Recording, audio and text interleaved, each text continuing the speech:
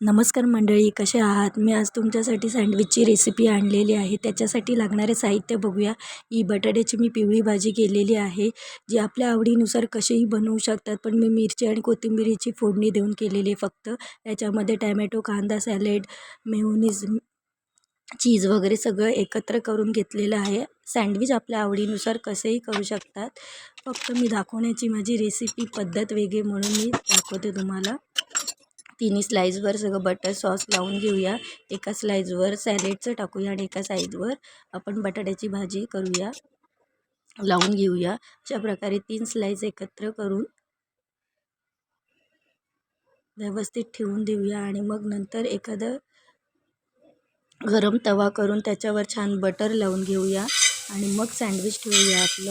आणि अशा प्रकारे आपण जर एखाद्याकडे सँडविच मेकर नसेल तर तव्यावर ही सगळ्यांना माहिती आहे ही ट्रिक, पण मी आपली दाखवलेली आहे की तव्यावर छानपैकी सँडविच ठेवून त्याच्यावर आपण एक जड वस्तू ठेवायची. ताट ठेवून त्याच्यावर एक जड वस्तू ठेवू, जेणेकरून सँडविच मेकरसारखंच आपल्याला सँडविच मिळतं. अशा प्रकारे आपली एक साईड झालेली आहे गोल्डन ब्राऊन. आपण दुसरी साईड पण करून घेऊया छानपैकी. आणि खास करून हे सँडविच असे लहान मुलांना खूप आवडतात. आणि मी छानपैकी आता सर्व केलेलं आहे. एक तुम्हाला खूप आवडेल.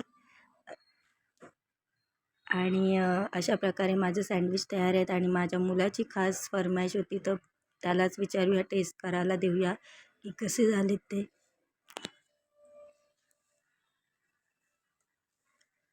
त्याला तर आवडलेलं आहे असं वाटतंयच.